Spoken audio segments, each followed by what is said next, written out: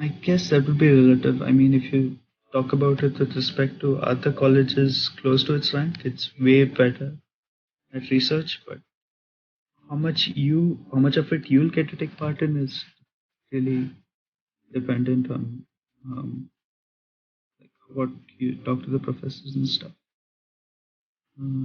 Our professors all have amazing resumes and they're doing amazing projects, but whether you'll get to be a part of it or not is there's no guarantee. Especially as a master's student, you probably won't be a part of their research unless you do really well in their course and then they offer you something. You have to speak to them. You have to network yourself if you want to be part of their research. You can't.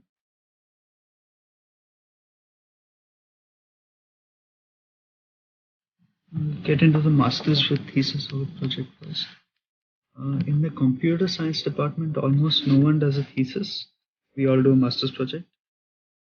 Uh, I know my roommate in the chemical department, they typically try for a thesis, and their course extends to 2 years because of that. Yeah, yes, there are a few. They take a typically a 1 semester, like 1 credit to study under a professor. Last semester, like they extend their course to 2 years. They take a 1 credit in the final semester, do some research under their professor, and then apply for a PhD either at UB or someplace else.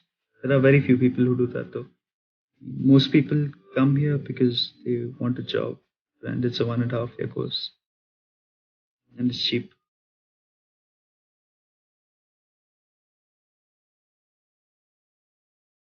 I don't know about chemical engineering, but MIS, yeah, it's almost as good as CSE, if not as good. I mean, again, it depends. Job opportunities are largely based on your work experience. The MIS guys typically have around 4, 5, 6 years of work ex. So yeah, it's easier for those guys actually to get a way easier for them to get a job than a CSE fresher, which just come without any work ex.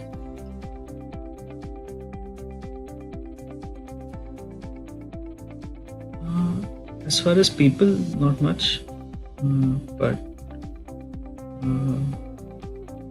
it's made getting jobs and internships a lot more difficult. Like currently, there's a law in place that was enforced, I think, last year that if you're not a citizen, you can't work at a company that has defense projects on the side. So if you want to do research at one of the national labs, or you want to do a lot of the like high performance computing places also have defense projects, so you can't work at any of those right now. You can't work at Boeing, you can't work any of the national labs again. There are a lot of places like Lockheed Martin stuff, you can't work there anymore. Apart from that, you can't there are work study programs that are like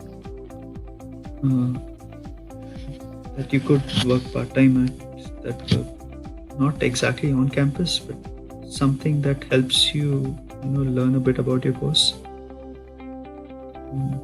You can't do those either.